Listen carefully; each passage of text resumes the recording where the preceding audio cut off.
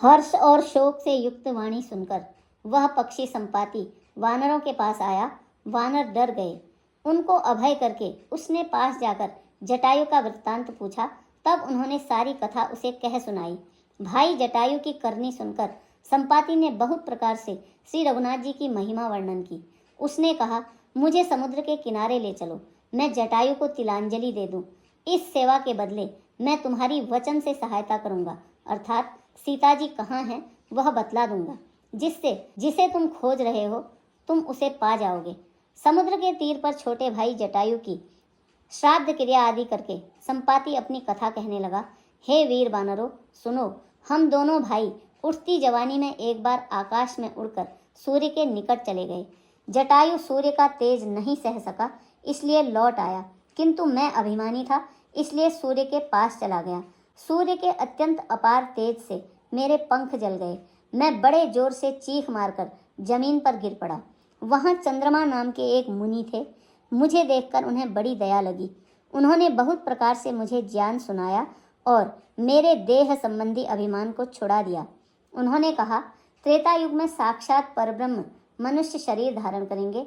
उनकी स्त्री को राक्षसों का राजा हर ले जाएगा। उसकी खोज में प्रभु दूत भेजेंगे।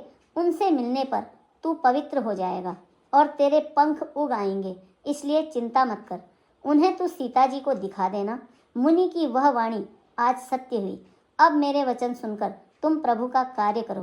त्रिकूट पर्वत पर लंका बसी हुई है। वहाँ स्वभाव से ही निडर रावण रहता है। वहाँ अशोक नाम का एक बगीचा है जहाँ सीता जी रहती हैं। इस समय भी वे सोच में मग्न बैठी हैं।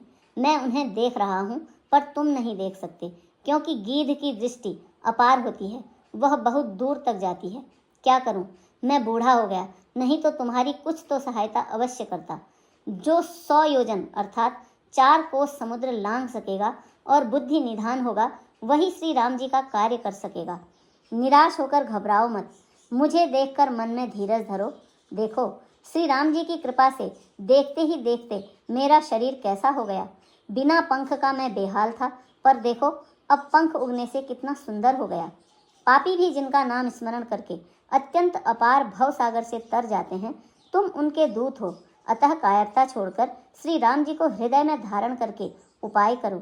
काकभुसुंडी जी कहते हैं, हे गरुड़ जी, इस प्रकार कहकर जब गीध चला गया, तब उन वानरों के मन में अत्यंत विस्मय हुआ। हर किसी ने अपना अपना बल कहा, पर समुद्र के पार जाने में सभी ने संदेह प्रकट किया।